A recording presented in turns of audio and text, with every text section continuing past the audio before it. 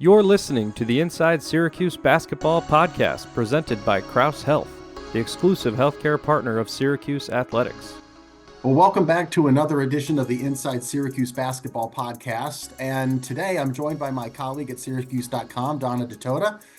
And on the agenda today, we're going to go over some of our picks for the ACC's individual awards, such as Player Year, Coach of the Year, stuff like that, and maybe our all-league teams too. So, Donna, welcome to the podcast. Are you ready to go? Mike, you know what? I think people are probably wondering, like, why do they both have the same rando weird background? And that is because we were on the road at Clemson and we are in our hotel rooms. So, Yes. yeah, just to point that out, because it's a little weird when I'm looking at it. Yeah. And I'm ready to go. I guess I always figured this, but yeah, I figured most hotel rooms were decorated the same, but I mean, the exact same things. It's exactly the same. The lamp, yeah. the And picture we've both back chosen there. to sit on the sofa here. So, or I'm on the sofa. It looks like you're not on the sofa. No, I'm in the swivel chair in my You're in the room. swivel chair. So Okay. I'm Right. using my desk and stuff Well, I'm like glad that. we've settled that before we get going with anything. We're else. not going to mention the name of the hotel because they're not paying us to. So, we are in Clemson though. Right. We Just are in so, Clemson. True. so we will, we should put that out there too, because as we Yeah. go through some of these picks, this will not include any of the Tuesday night or Wednesday night ACC games. By the time people are listening to this, who knows Right. what has happened. Or the weekend games. Right. No, we're going to get this in before the weekend. So people will listen to us, but our picks, we could actually adjust them after Saturday's games. Right. What I'm saying is we haven't had the full breadth of the season to Right. make our entire picks, but we've got a pretty good idea. And that's not going to stop us from making fools of ourselves. So let's just go right ahead. Let's start out with one where Syracuse does not have a candidate for this award, Rookie of the Year. We were talking about it on our trip down last night on the plane and in the car. There's a long, weird, winding road here down to Clemson last night. Yes. Okay. There's a lot of really good candidates for this award. There are, but my number one guy is Marcus Burton from Notre Dame. I feel like he's like the hands down winner. I think so too. I don't disagree. Bub Carrington at Pitt has had a really good rookie year. If I was going to vote for anybody other than Marcus Burton, I think it would be the big kid at Georgia Tech, by Ndongo. Yeah, you really like him. I do. He rebounds really well. He's active for a young big. He's going up in this league. And we've talked about, all the bigs in this league before. Guys like PJ Hall, Armando Bacot, Kyle Filipowski, Quentin Post, Brandon Huntley Hatsfield at Louisville, Norshad Omier, and this kid at Georgia Tech is averaging 7.5, 8 rebounds a game. He's had a great year. Yeah, I just like Marcus Burton's the dynamic nature of him. I mean, he's not shooting it great from three. He's shooting it okay, but he can shoot. He can make threes. He can get into the lane. He's just a disruptive guy. He also is, I think, leading the league in steals. He's up there in assists too, like third or fourth in assists. Like he's just having a remarkable year on an okay team. I mean, they've played better as the season has progressed, but if they don't have him, I mean, I don't know what their season looks like. I just think he's been really, really good. I agree with you. He gets my vote too. So we can move right on from Rookie of the Year. I think we settled that really quick with really no disagreements. Yes. One vote, I know you don't study this one as much because in the vote that you participate in, they don't have this award, the Sixth Man of the Year award. Yeah, the AP doesn't vote for the sixth man, right? Yeah, in the ACC media panel where I'm going to have a vote, I think they do. And I'm just going to bring it up real quick because I think Syracuse has a strong candidate for this award in Quadir Copeland. Of course. He's been the spark off the bench all year long, averaging, I don't know what he's at right now, 9.5 points, maybe 7 rebounds a game. And in doing my research, I found two guys that maybe could also get in there. Primo Spears at Florida State. Hasn't started a game all year. He's been a huge addition to them. Yep. And then Ish Leggett. Traveled, yeah. Yes, off-traveled Primo Spears. Yeah.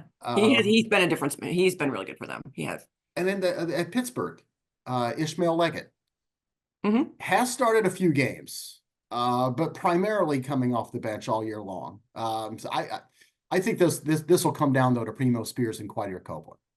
And Yeah, and I don't vote for it, so I'm gonna throw my hat in for Quadir because I think he's so interesting. I was at NC State and I was sitting next to this very nice young man. We were chatting the whole game, and he was like, "Why doesn't that guy start? Why isn't he your starter?" And I'm like, that has been a conversation that's been going on in Syracuse forever. I love that he comes off the bench. I love the energy he brings when he comes off the bench, and I just think he's been really, really a key ingredient for the team this year. yeah, I think, another reason I think he comes off the bench is so versatile.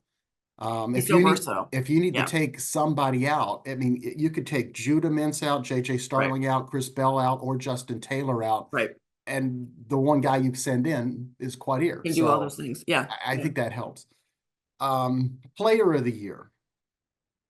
You got a few candidates there Well, besides the obvious? my player of the year is RJ Davis. He's the best player on the best team. So I don't know how anybody else wins that award. I mean, I don't know if there are better players in the conference. There probably are better players in the conference, but I just think he has brought so much to that team this year. And, I just, he's good at a lot of different things. And I just think he's the guy. He's the leader in the clubhouse, shall we say. Yeah, what was interesting in the preseason media poll, I always like to go back and check these things. I did too. Yeah. There's like 50 votes or over 50 votes in Yeah. the preseason media poll. How many votes did RJ Davis get for player of the year? I believe he got 0. I believe he got 0. Let me look at my list right here. Right. 0. I think he got 0 votes. Is that what you're going to tell me, that he got 0 votes? That's what I was going to tell you. Yeah. Kyle Filipowski was the preseason player of the year choice. Right. By a landslide. Yes. Like, he was the player of the year. He was the player of the year by a landslide. And he's not had a bad year, but he hasn't had as good a year as RJ Davis. Right. And another North Carolina guy, Armando Bacot, had like 13 preseason votes for player of the year. Yeah. Yeah. And it's really interesting. You would think, somebody down there covering North Carolina or just in that area would have said, you know what? I have a hunch RJ Davis is actually going to score a bunch of points. Yeah. Well, nobody had that hunch. I don't even think he was on the first or second team all preseason. Let me look at the list again too. I don't think he was. He was not. He was not. Was So he was not, right. So I agree with you. I mean, there's other guys that have had really good years. But I think RJ Davis is hands down the guy. I do too. So we're just going to go ahead and we're cruising right along here, Mike. This is really making things fast. happen, making the magic happen here from our hotel rooms that are not to be named. Yeah, because we are going so fast. How about defensive player of the year? Have you given that any thought at all? I've given it no thought, but obviously the guy that we're going to think about is Malik, because he's been great on defense all season, and I know the Syracuse coaches are hoping that he gets on the defensive team of the year. Is there a all defensive team in the ACC and that media thing you do? I don't know if there's a team. There's definitely a defensive player of the year award. I mean, he's got to be in the conversation for that, right? He's up at the top of the league in steals. He's close to the top 10 in the league in block shots. Yeah.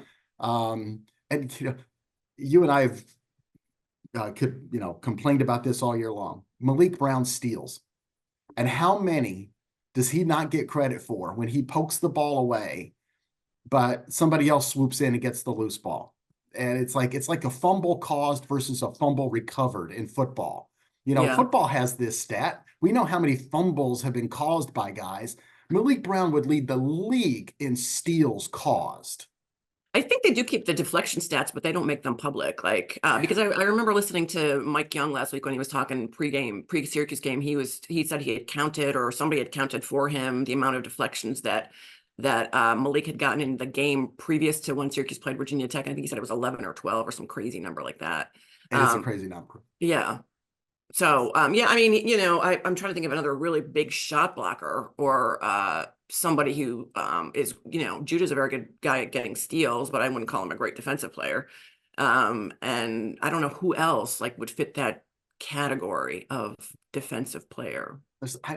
Reese Beekman has a reputation of being a great on-the-ball defender. That's actually a very good pick. He is a very good defender. He is. Yeah. Now he doesn't have the stat. I know he gets some steals, but he doesn't have he's not leading the league in steals. He is a really good on-ball defender. So yeah, he's in the conversation for sure, and he probably is going to win it. Let's face it. I mean, he's a name that's been around for a while. The reputation of Virginia as being a great defensive team, I think helps guys. Ryan Dunn is another guy at Virginia, another really good defensive player. Yep. It's funny. You got the two guys from Virginia, Ryan Dunn and Reese Beekman. I really think the other two are Judah Mintz and Malik Brown. Yeah, I now that you mentioned Rick Speakman, he's a really good lockdown defender. He's probably going to win that award. That's just my guess. I mean, we know how people how people vote, Yes, and we've been around a long time, Mike. We know how people vote in the yes, ACC. So yes. There's just a lot of media concentrated in the Carolinas, Virginias, and yeah, they see these guys. Okay, let's move on to Coach of the Year. This will be a real test case. yes, If we're talking voting and how voting goes and stuff, because I think it boils down to two guys. I think it boils down to one guy. Okay. All right. I'm going to tell you my two, and then you tell me Okay. your one. I think it comes down to Adrian Autry of Syracuse, whose team was picked to finish 10th in the league. And as we talk today, they're in fourth place. Now, they may not finish in fourth place. They got one game left, and other teams have two. But it's amazing what he's done with this team. All the stuff that they've gone through. The other guy I have on my list is Hubert Davis of North Carolina. You know, I know it's not a big jump from being picked to finish third to finishing first, but he has a chance to win this league outright if they can win at Duke on Saturday. You know, I always I never like it when the guy who wins a league gets completely overlooked for Coach of the Year, because you won a league. You know, Mike Krzyzewski did not win ACC Coach of the Year in his last 16 years in the league. I'm pretty sure he was the best coach in the ACC in many of those seasons. Well, yeah, I mean, a lot of things go into that too. People probably think, well, he's had top recruiting classes every year, but then you say, well, how did he get those top recruiting classes? He recruited those guys.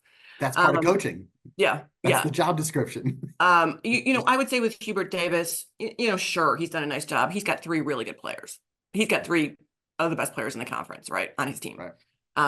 I think Adrian's the Coach of the Year. I just don't think there's any if ands or buts about it for a lot of the reasons that you just discussed.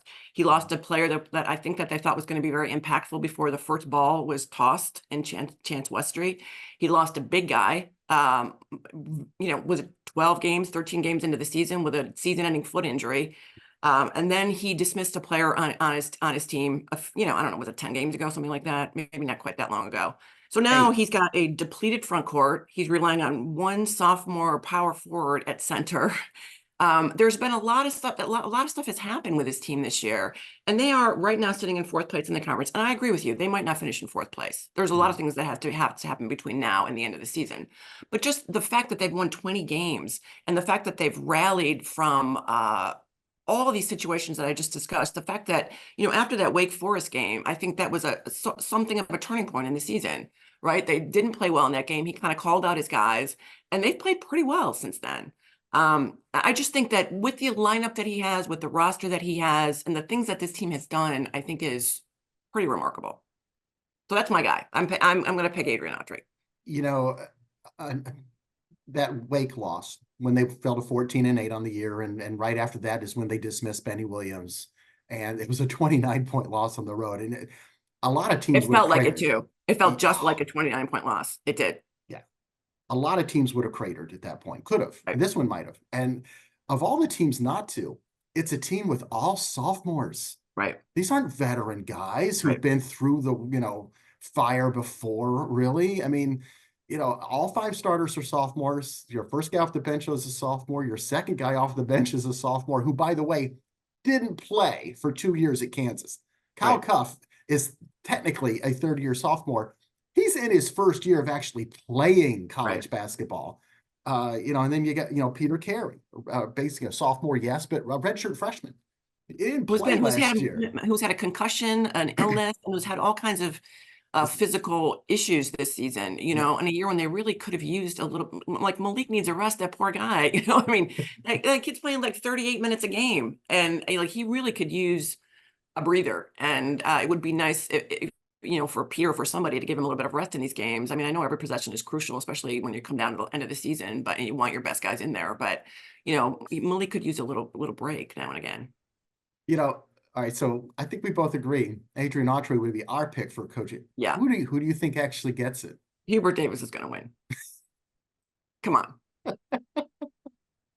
I think you might be right. Although I will say this, I have heard a little bit more buzz surrounding Adrian on some telecasts. I was on the ACC's Sirius morning show with Wes Durham. and they brought him up.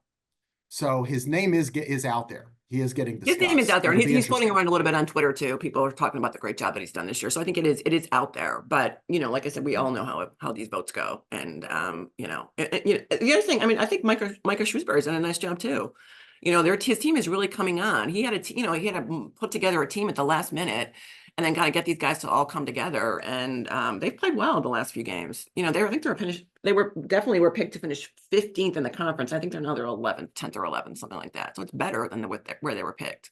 Yeah, and when you're winning 5 of your last 6, and we talk about Syracuse with all the sophomores, he's trotting out a lineup with like 2 or 3 starters that are freshmen. Yeah. So Yeah. it would be interesting. All right, so let's get down to brass tacks here as we move on from the individual awards. First team all league. Let's just go with our first teamers, and we'll mention guys that were part of our thought process. But so you'll have an idea of who maybe would be on a second team. But let's go with first team. Who are we agreeing on? You want me just to throw them out there? Throw out my team? Yeah, throw out your team, and I'll tell you whether I disagree. Go slowly. Go one by one. Okay, first of all, we're both going to have RJ Davis on the team because we both have picked him as player of the year. So he's on our team. He's on our first team. Totally agree. My other guard is Judah Mintz. I agree. I didn't until last night's car ride. I didn't know if you were going to agree with me on that one. Yeah. Because there's times this year where I didn't like some of the games that Judah was throwing out there. Yeah. Early on when he was 4 of 13 from the field and still scoring and everything. But man, coming down the stretch, he's shooting it really well from the field. He's just, not only has he been consistent, but he's been efficient. He has been efficient, and I think he's the difference maker for this team. I think his game has evolved a lot from the beginning of the season. I think he was a lot more ball centric than he is right now. I don't think he dribbles nearly as much as he did back then. I don't think I think, and this is what I think happens to a lot of guys, a lot of point guards. As the season progressed, I think he trusted his teammates a little more. Mm-hmm. Whether that was his coaches saying, you need to trust these guys can score. You're not the only guy who can score. Whether that's what happened, or he just realized, these guys are pretty good too. Because I think when you're the best player on the team, you feel a responsibility to do the bulk of the scoring. You feel like you're the best guy, and I think he is the best guy. And you feel as if that's your job. Your job is to score. And I think maybe as the season has progressed, he's been shown, potentially through film or potentially through conversations, what have you, that you don't necessarily always need to score. When you get in the lane and you've got 2 guys on you, that means somebody is open. Mm-hmm. And I think he still takes and makes some tough shots, but I think he's gotten better at understanding when to take and make those tough shots and when to pass the ball to somebody else. Yeah, he really is. It's remarkable to see how he's shooting so much better these days. I think the other thing that kind of plays into this is other guys started playing better. Chris Bell's shooting percentage has gotten so much better. So now if you're the point guard playing with Chris Bell, you're like, yeah, I am more apt to give it to you now, to let the ball move around, because I see the success that Chris Bell's having individually and that we're having as a team too. And I think that they're getting the ball.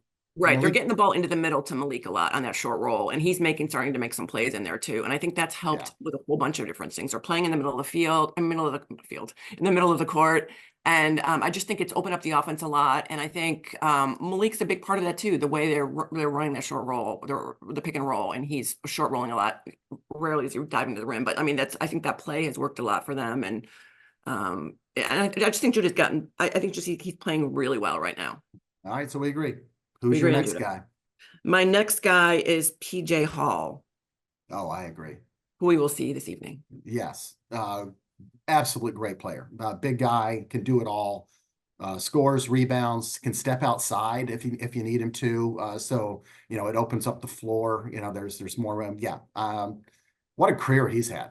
He's had a great career. He has. Top 10 Clemson all-time leading scoring, stuff like that. Local kid. Yep. So yeah. By the time this airs, we will have already gone through the SU Clemson game for senior day at Clemson. I imagine it's going to be a spectacle there tonight. Yeah, I imagine it will be too. But he deserves it. He's had a great career, and he's having a really good year. He's a really hard guy to guard. I'm waiting for our disagreement. I'm anticipating it. Well, Filipowski's going to be my next guy. I don't know how you feel about him. He's had a pretty good year, not a great year, but a pretty good year on a very good team. Yeah, and that's what I did too. He didn't have the year I thought he would have. Yeah. Maybe my expectations were a little bit too high for him. But right now, Duke is sitting in second place in the league, and they have a legitimate shot at tying Carolina for first place because they get that last game against Carolina at home. So if they win that one, these two teams could end up in a tie. So I got to take the best player from a team that could be, in first or tied for first, and that's Filipowski. So I think part of it too with him is like he's he got all the votes for player of the year, right? So everybody expected him to have a spectacular and he's had a good year. He's had a good year. And I don't think he's had a great year, but I think he's had a good year, and he's had a good enough year to be on the first team, is what I think. Who's your last guy? My last guy is Hunter Salas from Wake Forest. Shoot. And I thought we were going to disagree. He's my last guy because I think he's had a games where he hasn't been quite as effective. But to me, like, that's a pro. He's a pro. He does so many things from that position. He can shoot it. He can drive it. He defends. He can rebound a little bit. I mean, I really like the way he plays, and I think he's a potential NBA player. Didn't know if we were going to go there, if we were going to be in total agreement there. Because even though we talked about it in the car ride last night, when I was putting mine together this morning, I couldn't remember who you had. But I'm going with Hunter Salas as well. Now, other guys I really considered putting Reese Beekman in there. I did too. I just think he's a vital guy for everything Virginia does, and right now they're still in third place. I gave consideration to Armando Bacot. I really did, but I just couldn't have two Carolina guys on the first team. I did not give consideration to Armando on the first team. I did not. I mean, I think he's great at what he does. He's an immovable force in the post. He's a great rebounder, great scoring around the rim. I think he's great at all of that. But if I were to pick who would I rather have on my team, the other guys that I have on my first team, I would prefer to have on my team for a bunch of reasons. For the way I would want to play, I mean, sure. But he has also another guy who's had a remarkable career. He's had a very good season. He's on my second team, but I wouldn't argue about him being on the first team. What about Blake Henson of Pitt? Because I considered him. I mean, sometimes it depends on the night you see Pitt. Yeah, the thing about it is he was terrible both times Syracuse played them. And I mean, he took bad shots. He missed bad shots. And he just did not play well those two games we saw him. I know he's resurrected his shooting stroke since then. He's shooting in the 40s from the 3-point line. He's been a key component. And I also think Bubba Carrington, he did not play well against Syracuse either game, but I love the way he looks. I love the way his size at his position. And I could see where he's going to be a really good player. He's also played better since Syracuse has played them. The reason I didn't put Hinton on the first team is I hate to say it, but like I saw him twice and he was bad both times I saw him. So he's on my second team because I do think he's had a very good year. Another guy who has first team stats, but I didn't even consider him for first team because his team's just had a terrible year. But that's Norchad Omier down at Miami. Yep. It's been a rough year for the Hurricanes, but his numbers are good. His stats are great. His stats are very good, but his team was picked to finish second, and I believe right now they're in 13th place. So they've had a lot of problems in Miami, a lot of injury problems. I think he's had some dings too. I think he's been injured a little bit along the way this year. He's missed a few games. He's an interesting guy. I mean, he's an interesting player, and I like him. I didn't even put him on my second team, and I feel kind of bad about it because I do like his game. But there's only so many spots, and I did not consider him for first team. I did consider him for second team, and he did not make my second team. Sorry, Norchad. He was on my list of guys when I first jotted down, but I quickly moved him. I had my guys for first team pretty quick, but I did put Norchad second team. So. Okay. So his numbers were great. His numbers are great. They are. Yeah.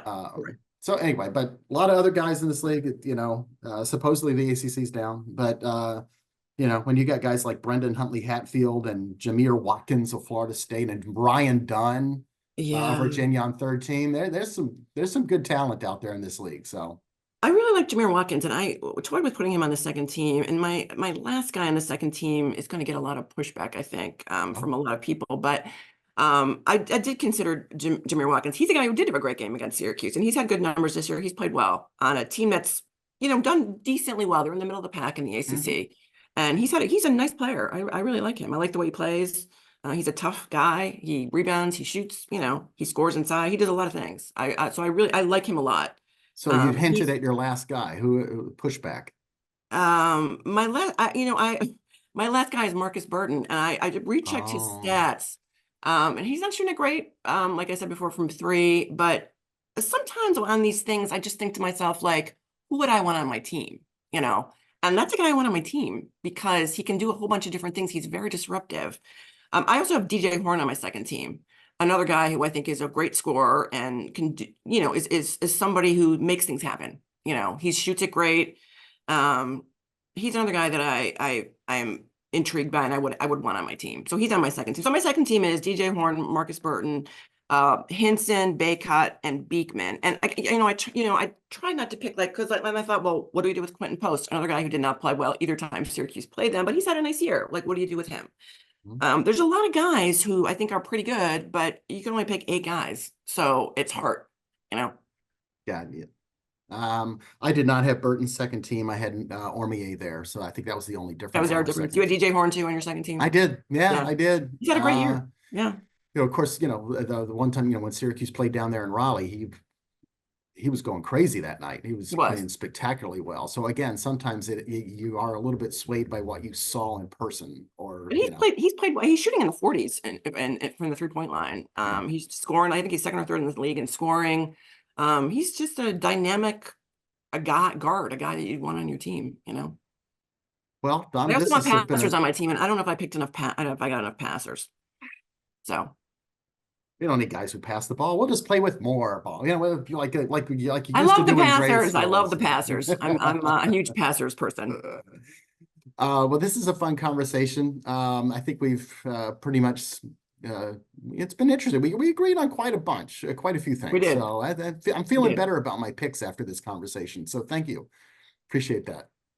And okay. Wow. we'll see. And actually, it's on Monday, March 11th, when the ACC actually announces the official awards. So you can stay tuned for that. But and then we can compare our picks with the ones of the group at large. So. Yeah, and I'm on the I don't know when the AP releases their ACC poll. I don't know when that happens. Their ACC balloting. Okay, all right. But I think there's one reporter from every town, from every team. I don't know how it works in the media poll, but I think they also include both print reporters and electronic, TV or maybe radio. Yeah. Because if you look back at the preseason poll, there was over 50 votes for something. So, you got to do the math in your head. If there's 15 teams in the league, yeah, there must be, I don't know, maybe there's 4 people for every team. I don't know, but a lot of people, a lot of folks who can get it really wrong. So, yeah.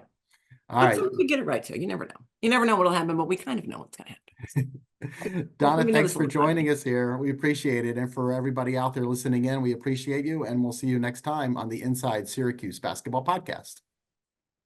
Join us next time for the Inside Syracuse Basketball Podcast, presented by Crouse Health, the exclusive healthcare partner for Syracuse Athletics.